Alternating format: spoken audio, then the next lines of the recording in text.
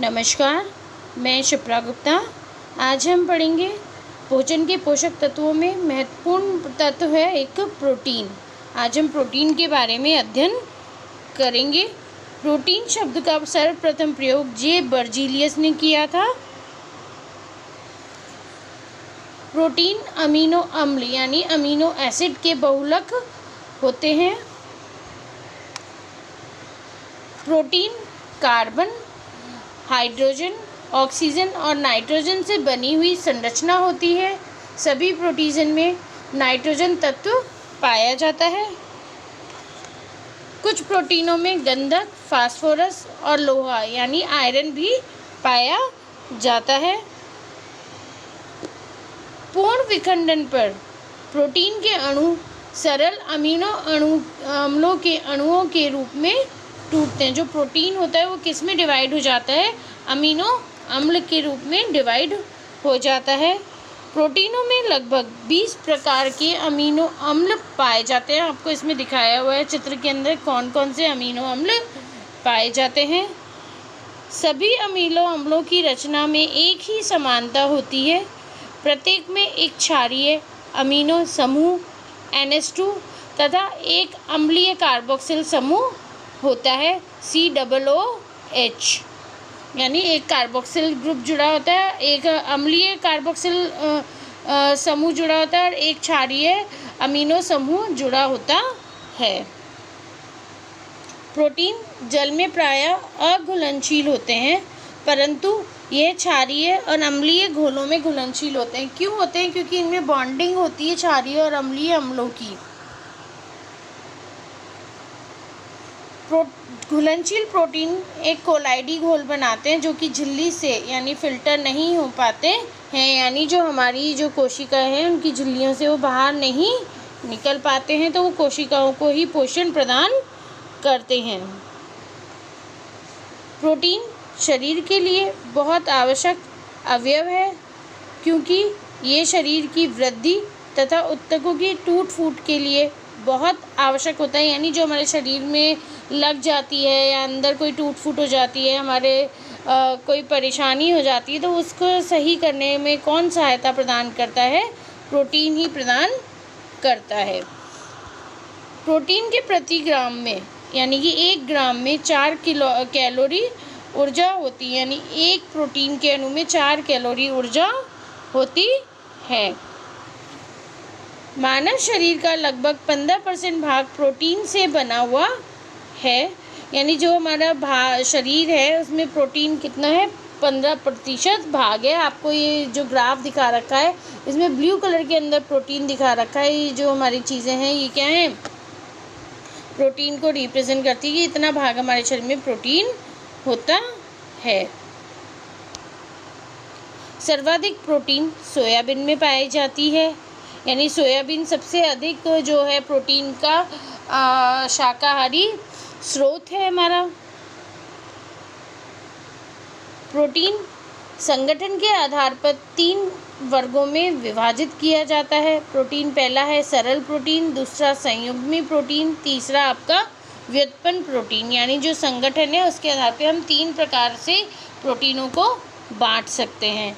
जो सरल प्रोटीन होते हैं जिनके जलीय अपघटन पर केवल अमीनो अम्ल ही प्राप्त होते हैं, यानी जब हम उसका जल अपघटन करते हैं प्रोटीन का, नॉर्मल प्रोटीन का, तो हमें क्या प्राप्त होता है? अमीनो अम्ल प्राप्त होते हैं। तो वो उस प्रकार के जो प्रोटीन होते हैं वो सरल प्रोटीन कहलाते हैं। सरल प्रोटीन के उदाहरण हैं एल्बुमिन्स, ग्लूकोबिन्स, ग्लोबिन्स, प्रोटीमिन्स, हिस्टोमिन्स। ये जो संयुक्त प्रोटीन होते हैं ये वे प्रोटीन है जिनका संयोजन प्रोटीन के अतिरिक्त किसी अन्य अणु से भी होता है, यानी इसमें प्रोटीन के अलावा और अन्य अणु भी मिक्सअप होते हैं। ये प्रोटीन क्या कहलाते हैं? आपके संयुक्त प्रोटीन कहलाते हैं। संयुक्त प्रोटीन के उदाहरण न्यूक्लियोप्रोटीन्स, ग्लाइकोप्रोटीन्स, फास्फोप्रोटीन्स यानी और क्रोमोप्रोटीन्स, यानी इनमें न्यूक्लियस अम्ल होता है, ग्लाइको होता है और फास्फोरस के भी कुछ अणु मिले होते हैं। तो ये प्रकार के जो अणु आपके होते हैं प्रोटीन्स, ये क्या कहलाते हैं? संयुक्त प्रोटीन कहलाते हैं। नेक्स्ट आता है आपका व्युत्पन्न प्रोटीन। ये वे प्रोटीन होते हैं जो प्राकृतिक प्रोटीन के आंशिक जल अपघटन से प्राप्त होते हैं। आंशिक जल अपघटन होता है कि थोड़े से जल में घुलनशील होते हैं ये। इनके उदाहरण है प्रोटीन्स, पेप्टोन और पेप्टाइड। प्रोटीन के जो स्रोत हैं वो कौन कौन से हैं? आपके दालें हैं, सोयाबीन है, बादाम है, पनीर है, अंडे की जर्दी, मांस, मछली, दूध आदि जो होते हैं प्रोटीन के सबसे ज़्यादा मुख्य स्रोत है जिनमें सबसे ज़्यादा प्रोटीन पाया जाता है। मैंने आपको बताया था सोयाबीन में सबसे ज़्यादा प्रोटीन मिलता है। प्रोटीन की कमी से बच्चों में सूखा रोग यानी मार्मस हो जाता है तथा क्वार्शियोकर नामक रोग हो जाता है। जो हमारा क्वार्शियोकर रोग है, इस रोग में बच्चों के हाथ पांव तो दुबले हो जाते हैं और पेट क्या हो जाता है, बाहर की ओर निकल जाता है, यानी उनका पेट तो बहुत मोटा हो जाता है और हाथ पैर बहुत दुबले दुबले हो जाते हैं। इस दूसरा है मरामस रोग। इसमें जो होता है बच्चों की मांसपेशियां ढीली हो जाती हैं, यानी जो हाथ पैर की मांसपेशियां होती हैं, शरीर की मांसपेशियां होती हैं, वो ढीली हो जाती हैं। जो आपका प्रोटीन है, इनके प्रमुख कार्य क्या क्या हैं? ये कोशिकाओं, जीव द्रवों और ऊतकों के निर्माण में क्या करते हैं, भाग लेते हैं। ये शारीरिक वृद्धि के लिए आवश्यक है। आवश्यकता पड़ने पर ये शरीर को ऊर्जा भी प्रदान करते हैं। ये जैव उत्प्रेरक और जैविक नियंत्रक के रूप में भी कार्य करते हैं। आनुवंशिक लक्षणों के विकास का नियंत्रण करते हैं। ये संवहन में भी सहायक होते हैं। ये हमारे रचनात्मक प्रोटीन शरीर की वृद्धि और टूट फूटी कोशिकाओं की मरम्मत भी करते रहते हैं।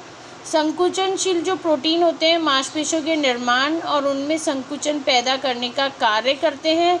परिवहन से संबंधित जो कार्य होते हैं, यानी संबंध से संबंधित कौन कौन से कार्य होते हैं, पचा हुआ अवशोषित भोजन आदि को रक्त के माध्यम से ऊतकों और अंगों तक ले जाते हैं। सबसे महत्वपूर्ण कार्य क्या होता है, इसको हमारे शरीर को ऊर्जा प्रदान करना ही इसका महत्वपूर्ण कार्य है।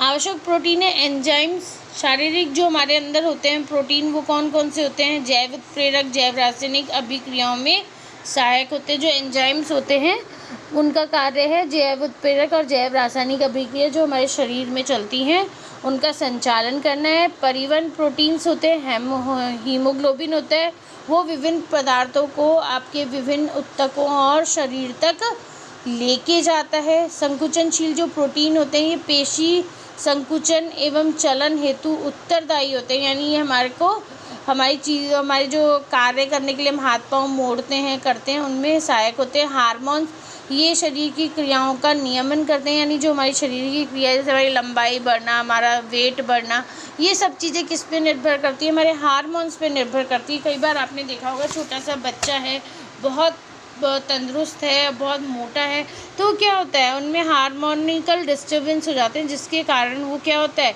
बच्चा अपने एज से ज़्यादा बड़ा लगता है या एज से ज़्यादा छोटा लगता है। ये किसके कारण होता है, जो हमारे हार्मोनल प्रोटीन्स होते हैं उनकी कमी या अधिकता के कारण ही होता है। संरचनात्मक जो प्रोटीन होते हैं वो हमारे कोशिकाओं और ऊतकों का निर्माण करते हैं।